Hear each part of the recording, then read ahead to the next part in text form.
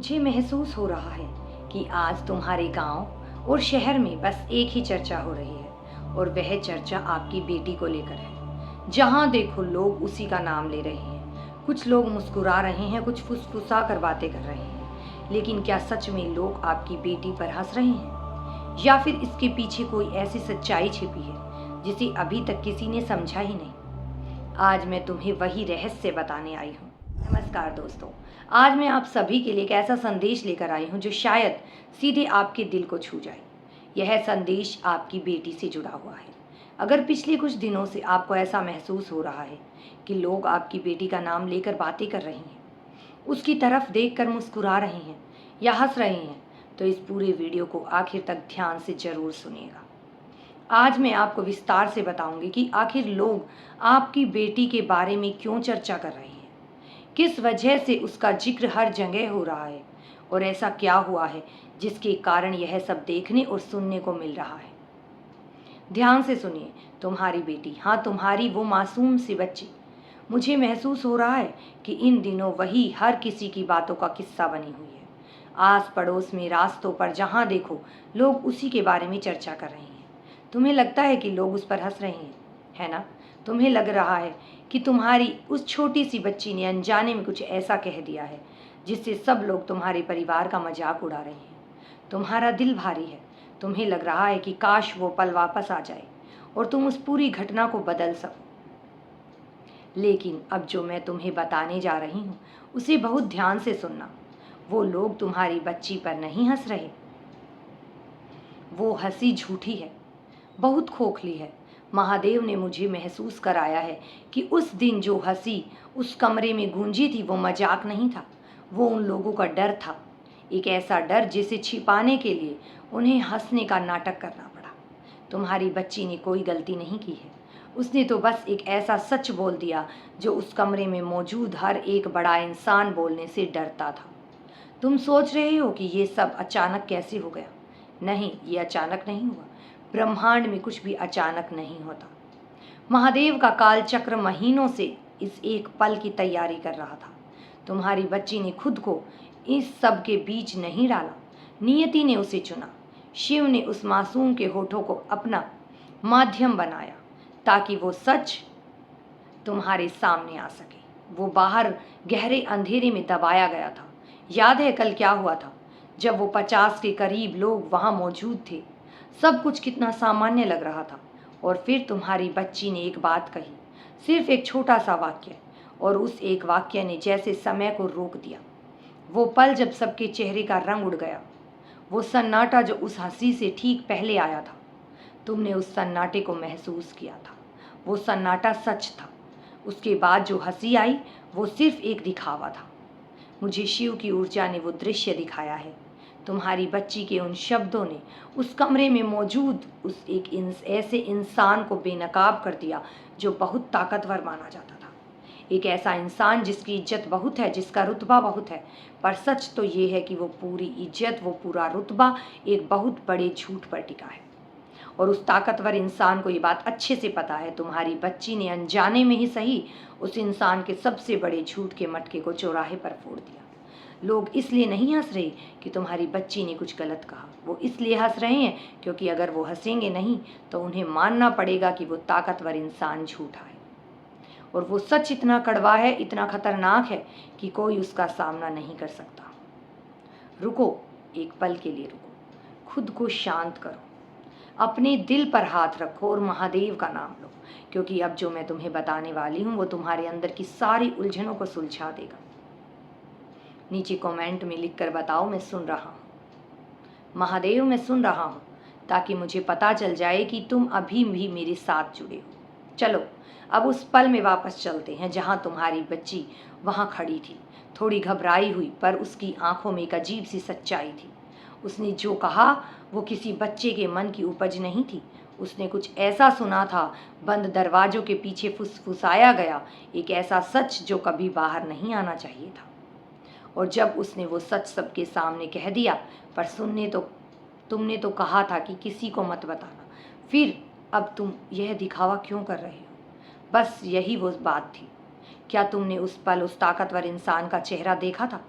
महादेव ने मुझे दिखाया है कि कैसे उस इंसान के चेहरे की वो बनावटी मुस्कान 1 सेकंड के लिए गायब हो गई थी। उसकी आंखें डर से फैल गई थी, उसका गला सूख गया था, वो कांप गया था, क्योंकि उसे लगा कि सब खत्म हो गया। और उसी डर को छिपाने के लिए उसने सबसे पहले हंसना शुरू किया। फिर उसे देखकर सब हंसने लगे। वो हंसी बहुत तुम्हारी बच्ची पर नहीं थी, वो हंसी उस ताकतवर इंसान की घबराहट का पर्दा थी।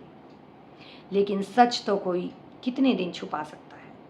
महादेव कहते हैं ना कि जब बुराई का घड़ा भर जाता है तो उसे तोड़ने के लिए किसी बहुत बड़ी ताकत की जरूरत नहीं होती, एक छोटी सी कंकड़ी ही काफी होती है। तुम्हारी बच्ची वो छोटी सी कंकड़ी थी जिसने उस इंसान के अहंकार के घड़े को तोड़ दिया। पर कहानी यहाँ खत्म नहीं होती। तुम्हें क्या लगता है कि बात आई और गई हो गई? नहीं, मुझे एक बहुत गहरे संकेत मिल रहे हैं। उस कमरे में किसी ने उस पूरे पल को अपने फोन में कैद कर लिया था।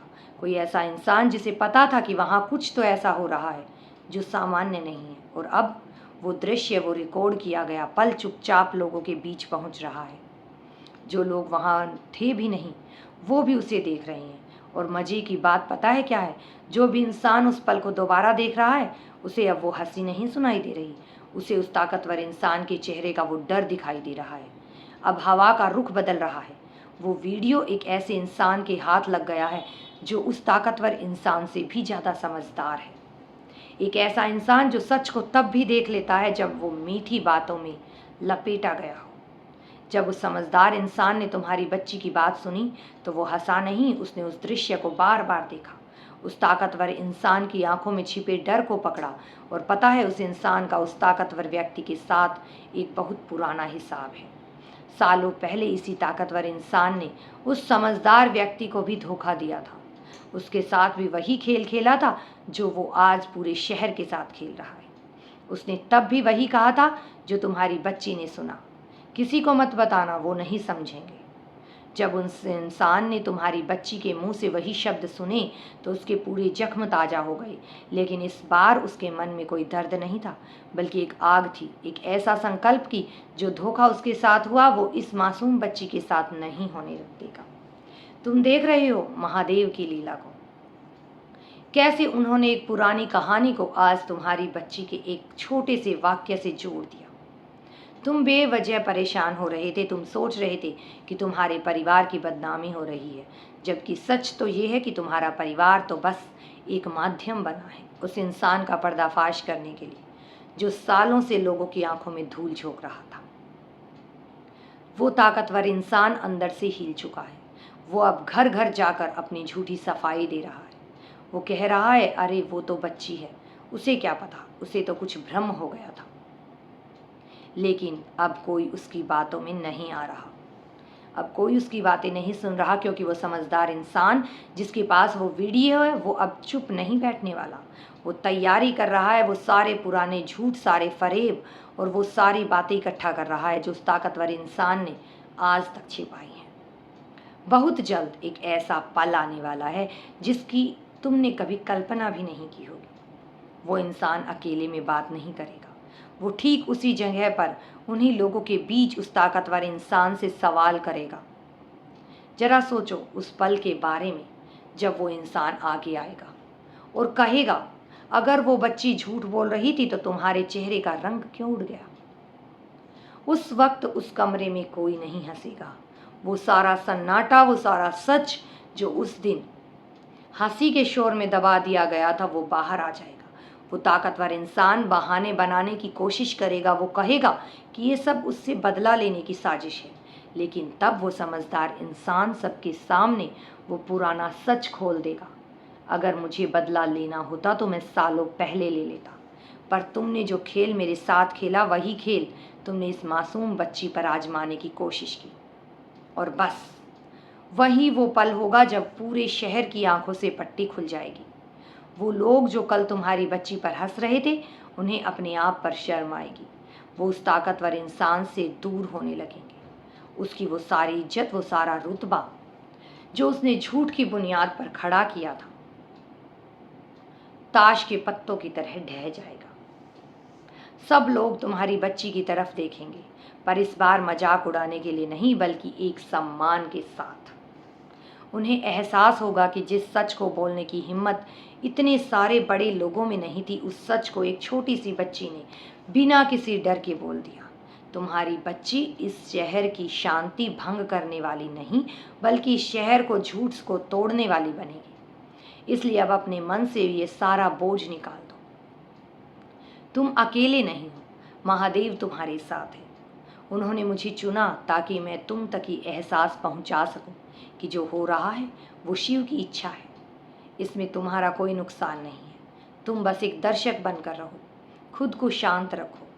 जब कोई रास्ते में तुम्हें देखकर फुसफुसाए तो अपनी नजरें मत झुकाना, अपनी आंखों में एक ठहराव रखना, क्योंकि तुम जानते हो कि सच क्या है। तुम जानते हो कि जो हंसी आज तुम्हारे कानों में गूंज रही है वो बहुत जल्द एक गहरे सन्नाटे और फिर एक बहुत बड़े पछतावे में बदलने वाली है। अपने दिल को सुकून दो, अपनी उस मासूम बच्ची के माथे को चूमना और उसे कहना कि उसने कुछ गलत नहीं किया। वो तो शिव का वो रूप बन गई जिसने बिना त्रिशूल उठाए ही अहंकार का सिर काट दिया। बस अब इंतज़ार करो, वो पल बहुत करीब है। महादेव का न्याय कभी देर से नहीं आता, वो बस सही समय का इंतज़ार करता है और वो सही समय अब आ चुका है। जाओ, एक लंबी गहरी सांस लो, एक गिलास पानी पियो और अपने चेहरे पर एक हल्की सी मुस्कान ले आओ, क्योंकि सब कुछ ठीक है, सब कुछ बहुत अच्छा होने वाला है। हर हर महादेव।